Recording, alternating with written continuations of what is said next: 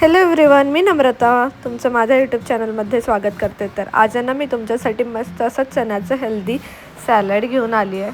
तर तुम्ही इकडे बघूच शकता, इतकं मस्त दिसतं आहे आणि हे इतकं हेल्दी आहे ना, तर तुम्ही लंचला सुद्धा एन्जॉय करू शकता प्रोटीनचा सोर्स म्हणून। आणि ॲडिशनल अजून तुम्हाला प्रोटीन हवं असेल तर तुम्ही बॉइल्ड एग्स वगैरे सुद्धा ॲड करू शकता। पण टेस्टला हे इतकं मस्त लागतं, तर तुम्हाला अजिबात हे सॅलड आहे ना बोरिंग वाटणारच नाही। तर चला आपण आजच्या व्हिडिओला सुरुवात करूया। तर त्यासाठी ना मी इथे काय केलं, जे रात्रभर भिजत घातलेला हा जो चना होता ना तो घेतला। तर तुम्ही इकडे बघा, हा पाण्यात भिजल्यावर असा दिसतोय। तर मी इथे ना ऑलमोस्ट म्हणजे 1 वाटीला थोडंसं कमी घेतला होता, तर तो फुलून आता भरपूर झालेला आणि तो आता आपल्याला कुकरमध्ये ना शिजवून घ्यायचा आहे चांगला। तर त्याआधी ना मी काय केलं, जो भिजवलेला चना होता ना तो कुकरमध्ये सगळा काढून घेतला आणि त्याला ना आता प्रॉपर चांगलं वॉश करून घ्यायचं। म्हणजे जे रात्रभर पाणी होतं ना त्याला म्हणजे थोडंसं असं स्मेल येतो, तर तो सगळा निघून जातो। त्याच्यामुळे आपल्याला हा जो चना आहे ना तो प्रॉपर वॉश करून घ्यायचा आणि त्यामध्ये ना मी 2 कप पाणी टाकलं। तर पाणी टाकून झाल्यावर आपल्याला यामध्ये चवीनुसार मीठ टाकायचं आहे। तर मी याच्यामध्ये ना ऑलमोस्ट पाऊण चमचा मीठ टाकलं आहे, म्हणजे हां 1च चमचा आहे ते। आणि आपल्याला चवीनुसार मीठ टाकायचं आपण। मीठ टाकून झाल्यानंतर आहे ना आपल्याला हे ना झाकण लावायचं आणि आपल्याला शिजवायला ठेवून द्यायचं आहे। तर आपल्याला ह्याच्या ऑलमोस्ट 6 to 7 म्हणजे 8 शिट्ट्या जरी केल्या ना तरी चालतील, कारण आपल्याला प्रॉपर हा जो चना आहे तर तो शिजलेला पाहिजे। आपण मीडियम गॅसवर आहे ना तर हे 8 शिट्ट्या करून घ्यायच्या, तरच तो चना चांगला मऊ सॉफ्ट असा शिजतो। तर आहे ना आता आपल्याला नेक्स्ट काय काय लागणार आहे, तर त्यासाठी मी तुम्हाला इथे दाखवते की मी अर्धा कांदा, अर्धा टोमॅटो, अर्धा कॅप्सिकम आणि 1 कॅरेट घेतलेला आहे। तर आपल्याला हे सगळं ना असं बारीक चिरून घ्यायचं। तर मी इथे कांदासुद्धा चॉप करून घेतला आहे, टोमॅटोसुद्धा चॉप करून घेतला आहे, जे कॅप्सिकम घेतलं होतं ते सुद्धा इथे असं बारीक चॉप करून घेतलं आहे। आता गाजर आहे ना तर ते मी इथे किसून घेतलेलं आहे, कारण का तर गाजर आहे ना एकदम जेव्हा असं जाड असतं तर ते एकदम खायला असं दातांमध्ये एकदम येतं आणि हे जे गाजर आहे ऑरेंजवालं ते थोडंसं हार्ड असतं, म्हणून मी इथे हे गाजर किसून घेतलं आहे। तर हे एक पूर्ण गाजर आपल्याला किसून घ्यायचं आहे।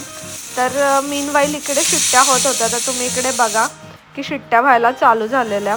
तर मी इथे 7 ते 8 शिट्ट्या करून घेतल्यानंतर गॅस बंद केला। तर मी मगाशी सांगायचं राहिलं होतं, आपल्याला 1 काकडीसुद्धा लागणार आहे। तर मी इथे एक मीडियम साईजची काकडी घेतली आणि तीसुद्धा इथे बारीक चिरून घेतली आहे।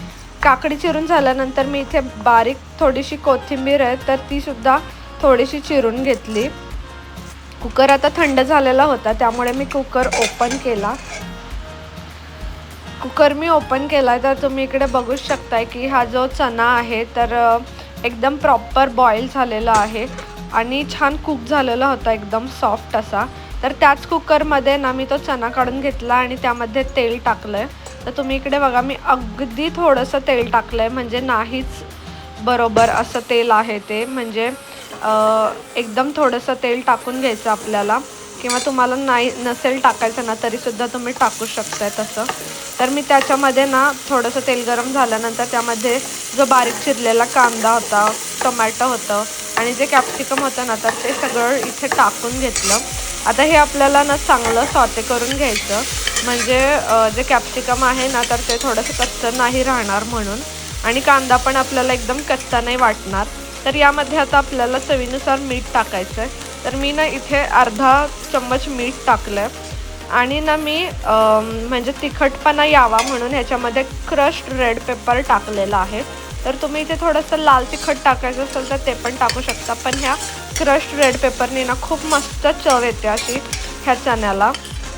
तर मी ते टाकून घेतलं आणि त्यानंतर आपण जे बॉईल केलेले चणे होते ना तर ते सुद्धा यामध्ये टाकून घ्यायचे आणि चांगलं आपल्याला हे मिक्स करून घ्यायचं आहे। आपल्याला आता खूप नाही मिक्स करायचं, कारण आपला कांदा कॅप्सिकम आहे ना तर ते चांगलं सॉटे झालेलं आहे। सो आपल्याला 1 ते 2 मिनटं मिक्स करून गॅस बंद करायचा आणि आपण जे म्हणजे ज्या बाउलमध्ये सॅलड करणार आहे त्या बाउलमध्ये हा सगळा आहे ना बॉईल झालेला आणि आपण जे फोडणी घातलेला चणा होता तो काढायचा. आता आपण जे किसलेलं गाजर होतं, चिरलेली काकडी आणि कोथिंबीर होती ना, तर ते यावर सगळं टाकून घ्यायचं आपल्याला.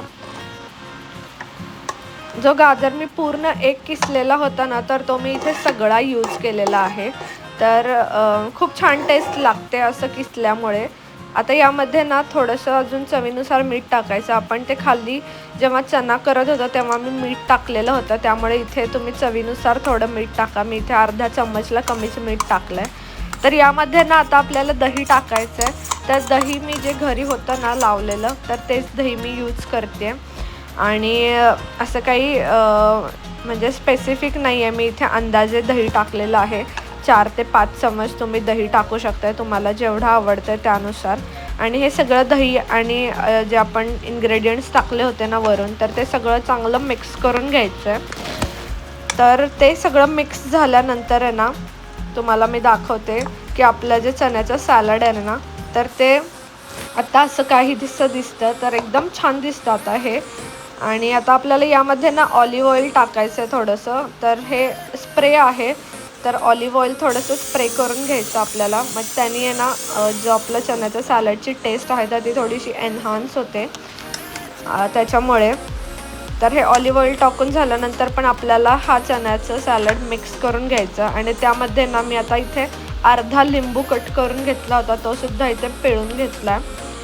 आणि ते सुद्धा टाकून झाल्यानंतर आपल्याला हे चण्याचं सॅलड मिक्स करायचं आणि हे खायला आता रेडी झालं आहे. तुम्ही सुद्धा आहे ना हे लंचला वगैरे असं ट्राय करू शकता.